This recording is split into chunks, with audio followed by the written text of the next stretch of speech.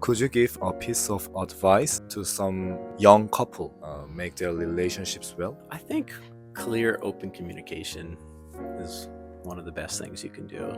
How you really don't want to play guessing games with each other and test each other. So to have trust in each other, but also really clear communication about what you need and what you want, and trying not to blame each other for things when things go wrong. And I think also we try not to go to bed, mad at each other. I think that's important too. Yeah.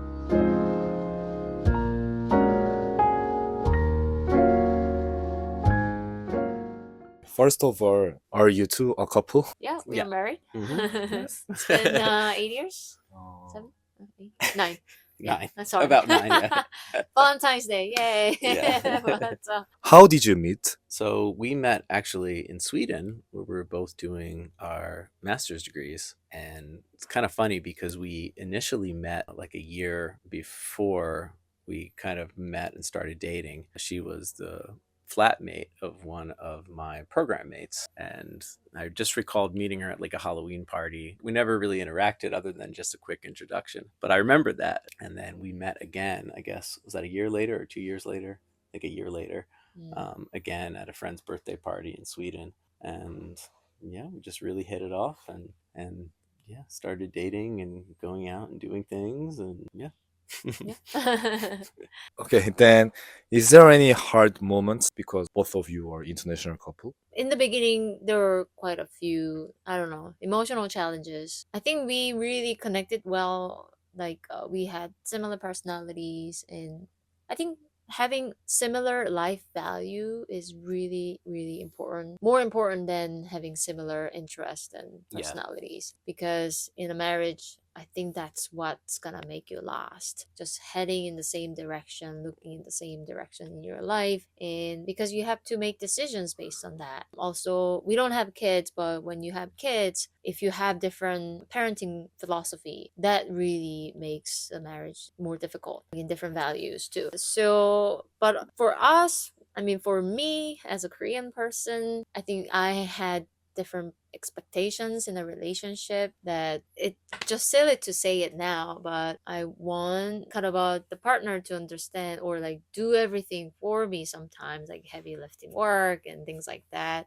And kind of just like typical girl in a relationship that I didn't think I was that, but I think I had that ingrained in me just growing up in Korean culture, so being more independent. I think one of the challenges for us as an international couple, especially from countries that are pretty far from each other, is just that, really, just the distance. Yeah.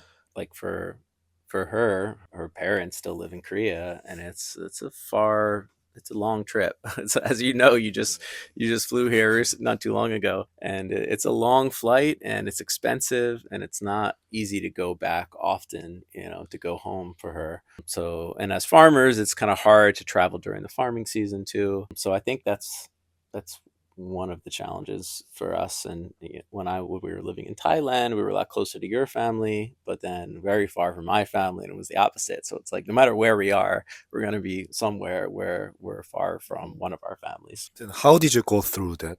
Well, we're still going through it, I guess. She tries to get home every couple of years, and her mom's going to come this year to visit. So I think that's important, is to budget for flights and always make sure, just in terms of not just money, but also time, that we make that a priority so that she can go and see her parents and they can come here sometimes. And I don't know, you'd probably be better at answering that than me. But his parents are older than my parents, and they're going through more medical challenges right now. So we are happy that we can be here for them when they need us, but also at the same time, back in my mind, I want to be there for my parents when they need me or my brother. Yeah, and I'm open to that, if that's what it requires. If we even have to leave the farm someday to be closer to your parents, we're used to living different places, so it's not something that we couldn't do. Yeah, but internet video calls make it a lot easier. That's true. So that helps. I can't imagine how hard it would be to be a couple like us 30, 40 years ago where the internet wasn't really a thing. Yeah. Just like letters, and flights are more and more expensive and harder to find. And I mean, once you kind of leave the country, you just barely see your family anymore. So we're very lucky and fortunate that technology affords us to connect, with our loved ones when we are far from them. Okay, then can I use a bit more time?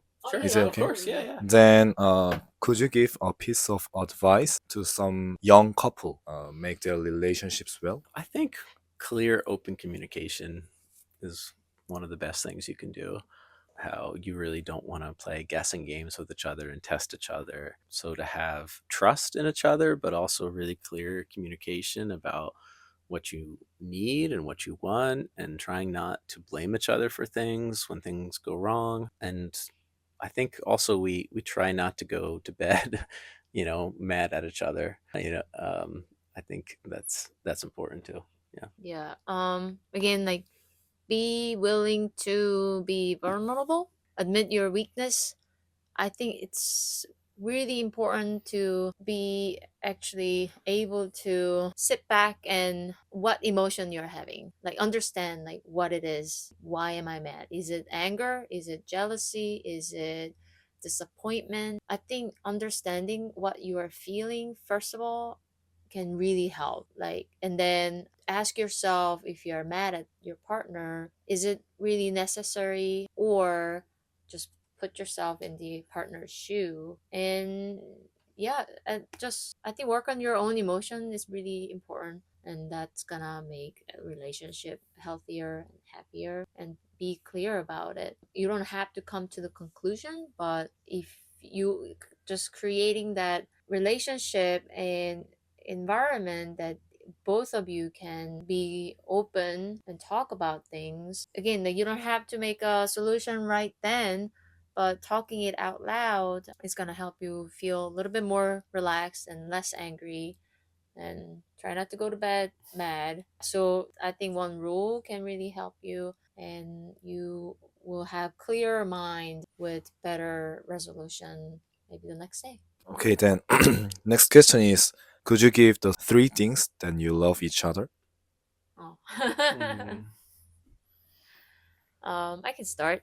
I love how he looks at the world, and the consistency that reminds me that we need to create our life for our own happiness rather than for your own ego or just the pride that you have done something like career, for example. And he's very understanding, and I think he is I know I need to be careful with this word right now.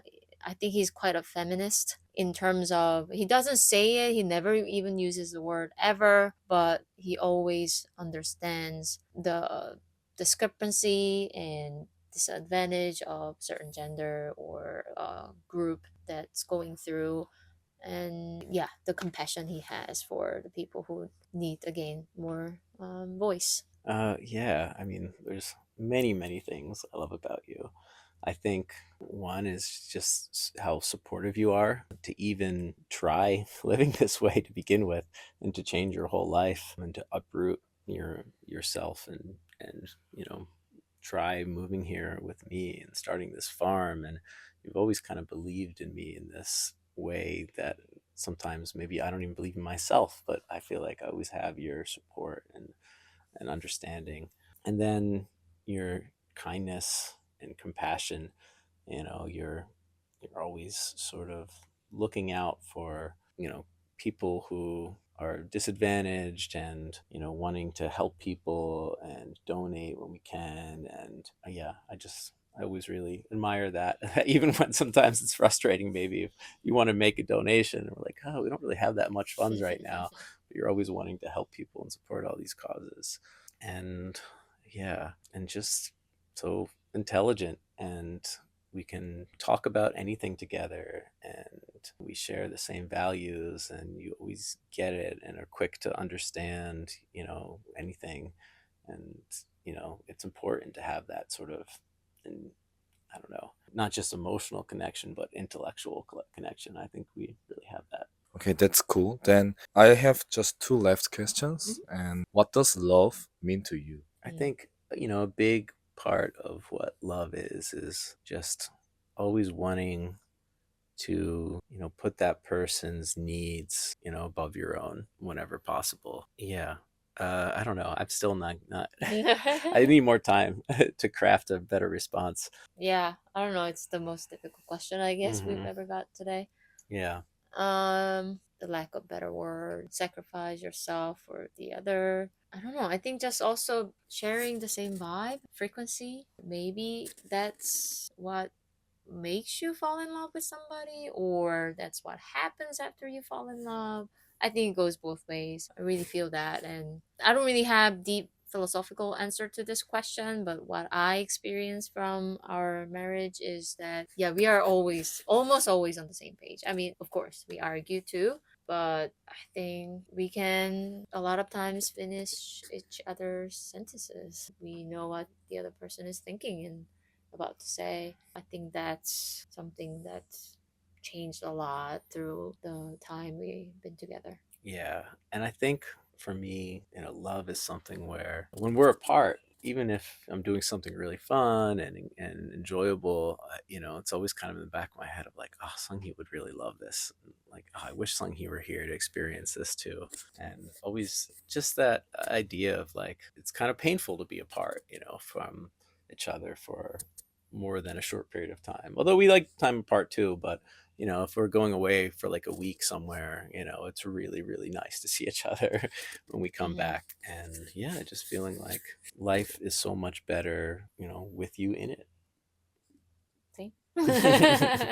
Okay, that's cool. Then my final question will be, what is the biggest difference between Korea and US? I think the biggest difference between two cultures is that I think individualism in the States has been the like founding ideal for this whole country. So there's a longer history of individualism. Of course, it comes with like a whole baggage. It has problems, but I think what like people in the States are really good about is setting the boundaries, but also at the same time being really inviting and very intimate with other people. That's what I had to learn a lot. I think growing up in Korean society, it's either or. Like there's no like you are a stranger, so I put up my guard up, or you are my friend and there's no boundaries. Finding the balance, I think like people are better with creating those balance in the States, and I think that's the main difference that I can think of right now in terms of yeah the cultural differences, because like Korean society has been so westernized these days. So the downfall of that is I think what I see in Korea right now is the mix between like a weird mixture between with individualism and capitalism, but also collectivism, meaning like people have to know what everybody's doing and just like keeping everybody in check in a way, so nobody is there to like stand out. I think that can be quite frustrating. I think that's why I am hesitant to go back and live in Korea, because I'm so different from most of the Korean people. But yeah, respecting everybody's interests and their own differences and celebrate those differences is what I really love about the United States. But the Korea has more. I think on the flip side of the coin, because we are like just like single culture or homogenous, we get each other really fast and we can really see where each person is coming from a lot faster. That creates more trust quickly, even between strangers in some to some degree, and that can really bind people really quickly too to make something happen. I think that's why Korean people are so excited when Korean American athlete does so well at the world stage, because we feel so connected. I think we really need to keep that at the same time. I really wish, hope people craft this transitional period into something more productive and keeping that strength of Korean people and culture, but also respect each other's opinions and let other people be different. I think that can really make positive change in Korea, but with respect, of course. Do you have any idea? Well, I've never lived in Korea. I've only visited it, so my experiences there are pretty limited. It's mostly I'm kind of thinking from the opposite of like things that I really appreciated and loved about Korea. And certainly food is so much better in Korea, I think. But at the same time, like I do think here in the States, people care more about like organic food and the kind of food that we grow. There's a greater awareness of organic agriculture and the benefits of it. And I feel like that's still kind of in its infancy in Korea, but Koreans eat so much healthier, and the food that people make and eat in Korea on a regular basis, I think is so much better. But also here in the States, like I think it's a much younger country, and that's it's hard to like really understand that until you go here. But like Korea is a country with thousands of years of history that we don't have. And so like in a rural area, I think even though we never really lived in a rural area in Korea, I think they're really very different in that it's like there's more of a village mindset, and villages almost like don't exist here. There's just like big farms kind of widely spaced from each other, and there's not really that kind of central village that binds rural communities together. And then in suburban and urban communities and everywhere in this country are like lack of public transport is just horrible. I mean, even for you getting here, it was like it's just ridiculous to have to get here, even though it's really not that far away. So everything is very much a car culture here, more so than Korea, and in a more negative way. That's things I like about Korea is it's much easier to get around from place to place. Then, is there anything that both of you want to say more? Should we describe permaculture very briefly? Yeah, sure. Yeah, I guess I can explain a little bit about what permaculture is, since I've talked about it and I've never really defined it. But permaculture, it stands for like permanent culture, permanent agriculture. And what it's really about is mimicking natural ecosystems and creating these sort of human systems that support us and that we can grow food from. And, we're trying to like mimic the resilience of like forests and other natural ecosystems where they mostly kind of self-support themselves and they don't need as much intervention. So yeah, in a nutshell, it's very hard to describe, but that's kind of what permaculture is all about. I just want to add to that. There are permaculturists, I guess, people who practice and study permaculture in Korea too. I think the movement is gaining some traction, and I see, like a lot of events happening throughout the whole country. So if you feel like what we said, like any part of what we said in the interview resonates with you and you are living in Korea, I would really seek out those people and just go to an event that's open for public and see what they do. You don't have to really start looking for a land to farm, but it's not always about farming either. There's so much invisible structure that you can improve and make meaningful changes through permaculture or anything that's similar to that. So I would say go out and find people like that. Yeah. Yeah. Permaculture is very much at home in cities as well. Like a lot of people who take our courses are actually from Philly and live a very urban lifestyle. So it's a kind of way of thinking about how we design the systems we're in, whether we live in a city or in a rural area or in the suburbs. It's, how do we get the most from our spaces? And there's a lot of spaces that are underutilized and not used well, and like rooftop gardens are gaining traction, and that's the kind of thing that permaculture is very into, is making better use of all the spaces we're in, basically. Then I think that it's already finished. Yep. That's all. So let's finish our interview then. Okay. Yeah. All right. Yeah, thank you.